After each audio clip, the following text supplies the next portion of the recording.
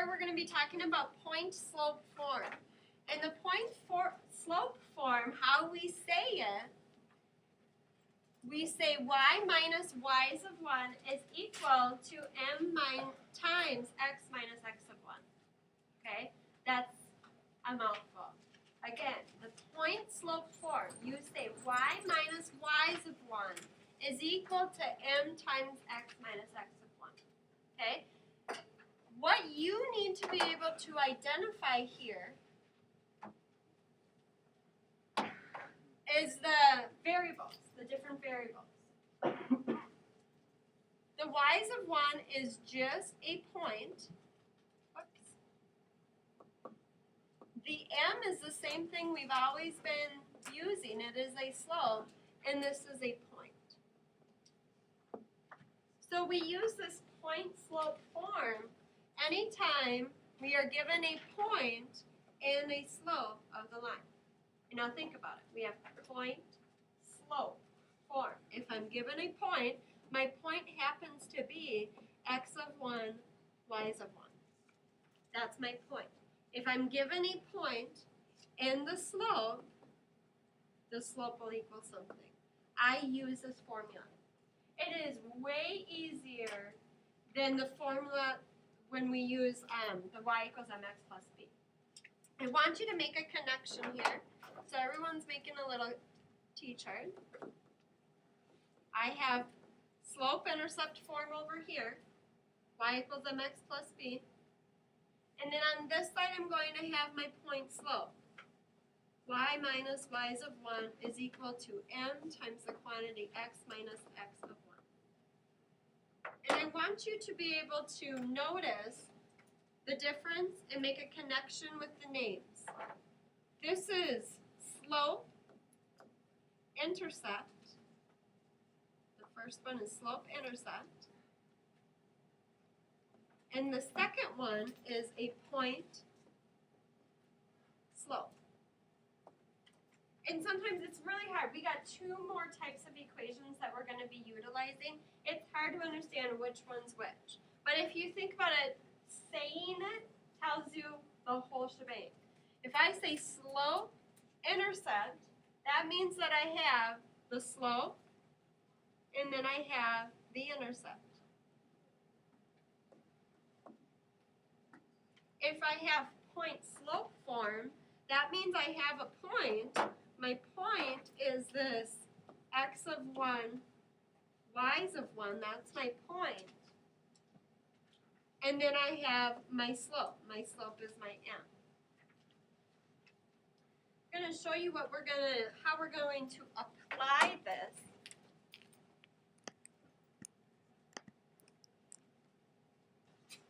Okay, one of the things that we will be doing utilizing point-slope form is we'll write an equation. And if I'm given a point, 3, 5, for instance, and I know a slope is equal to 7, I have 2 techniques now that I can utilize. Everyone should be writing this down. Okay? The first thing I can utilize is my y equals mx plus b form. Now I want you to notice how long it takes me to utilize this strategy. So my m, again, we have x, y. My y is 5, m is 7, times x is 3 plus b. 5 is equal to 21 plus b. Minus 5 minus 21, what am I at? Negative 16 equals b. Y equals m, which was 7, minus 16. Okay? There's strategy 1. That's what we've been doing so far. It's been hard because when we get to this part where we solve for b, a lot of students forget what their final goal is. Now we have the point-slope form. Y minus y's of 1 is equal to m times x minus x of 1. Okay? This is just as easy. You're just plugging in. Okay? So I say y minus y's of 1 is just that point. What's the y I'm given? 5. y minus 5 is equal to m, what's my m? 7 times x minus, what's the x I'm given? 3. That's my equation. Seriously, that's my equation.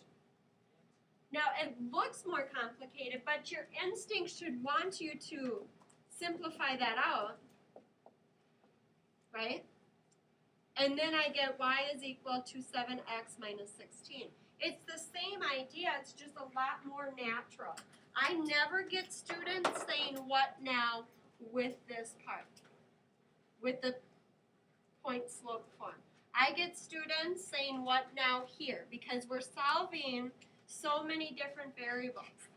But when I use point slope form right away, it's a natural reaction that, hey, I want to distribute my 7, and then I want to scoot my 5 over, and that gives you, okay? All right, so that's concept number 1, how you're going to be expected to utilize point slope form. The next concept is being able to identify slope and point from the point slope form.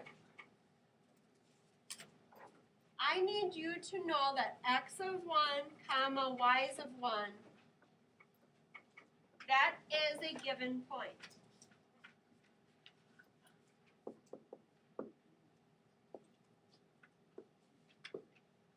So you need to know that, and you need to know that m, of course, is your slope. So you have to know that x of 1, y's of 1 is a point, and m is your slope. If I know that,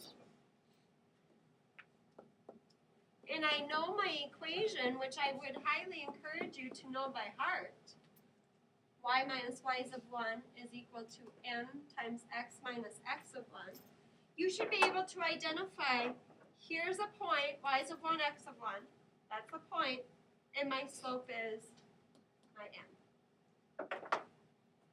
Okay, so I want you to identify for me, I want you to just write example in your notes. Y minus 5 is equal to negative 3 times x minus 2. I want you to be able to specify what is your slope and what is your y-intercept. Just kidding, not y-intercept. What's your point that you're given?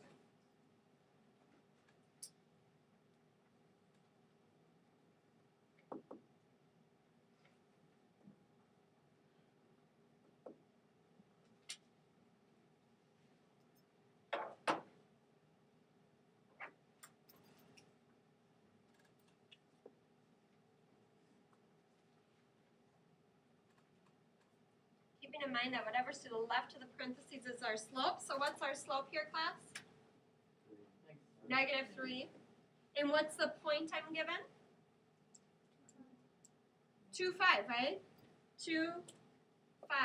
And it is a point. So a point is represented as within parentheses and a comma separating it. Okay? Now let's think to ourselves, why do you really care about this? Can you graph from this? What do you think? Couldn't you graph from this? Say yes. Yes. Yes, you can. Because as long as you're given a point, let's say I'm given the point 2, 5. So I'm like right here somewhere. There's my point 2, 5. And my slope is negative 3. I can find as many points as I want. I just go down 3 over 1. Down 3 over 1.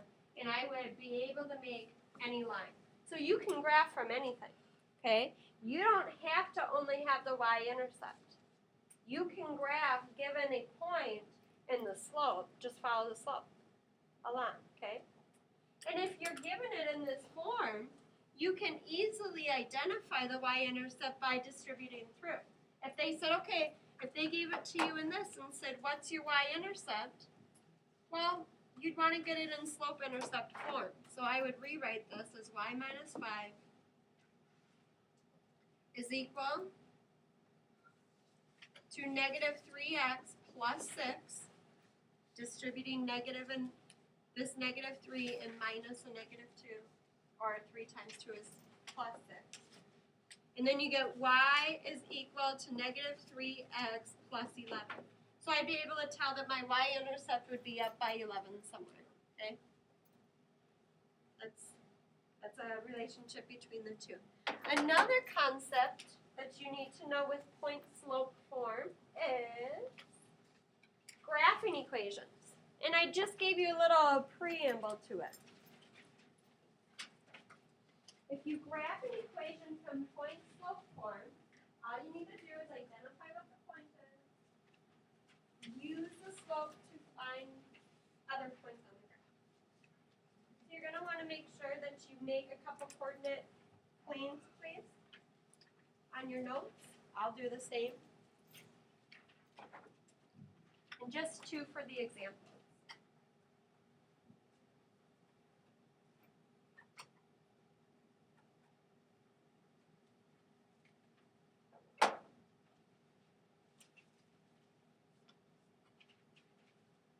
Make sure when you are making these coordinate planes that you are taking care, meaning you are neat, you are tidy, you are not a messy, unorganized student. Right?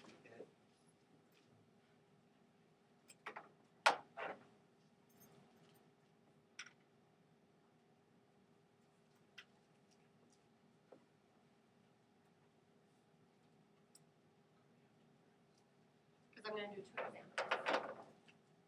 I'm just going to do 2 examples, and that I made this with you.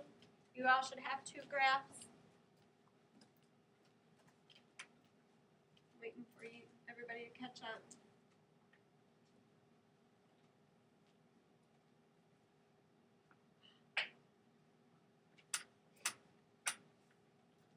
So I'm going to have example 1. Again, point slope form. Anyone know it by heart yet? No, that's slope intercept. Alyssa?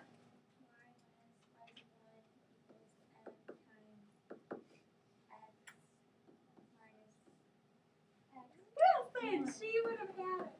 Yes, y minus y of 1 is equal to m times x minus x of 1. It is a little, look at, 3 years ago an 8th grader made me a poster. It's so cute over there, that y minus y of 1. So, let's do this. Y plus 2 equals 3. Nope, I don't want to do 3.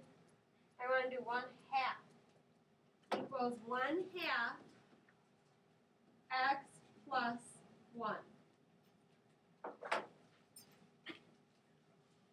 Okay, I want you to go ahead and identify how can I graph this. And in order to graph it, what you need to do is find the point and the slope.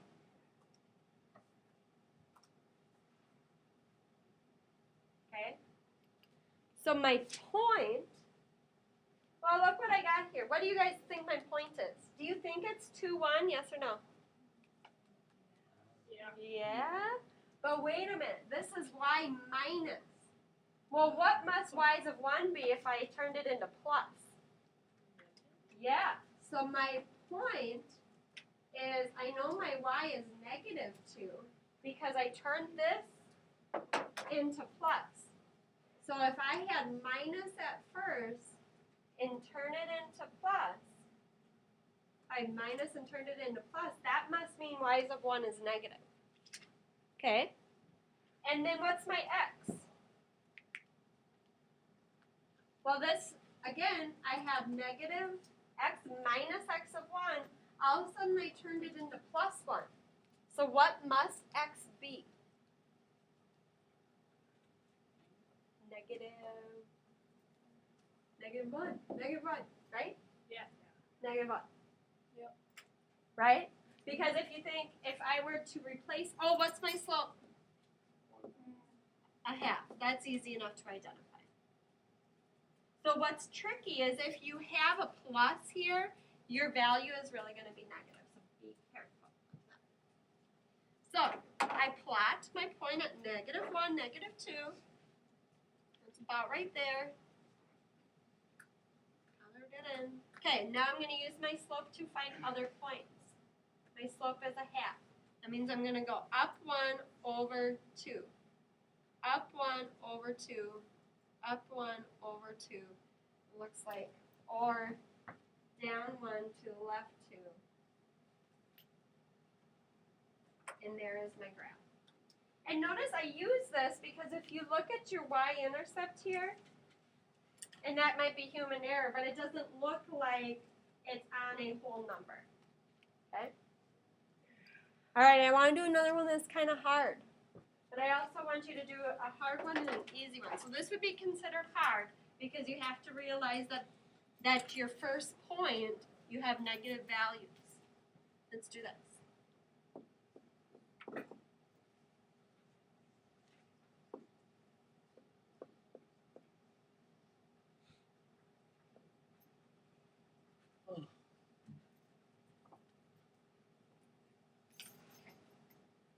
Graph this.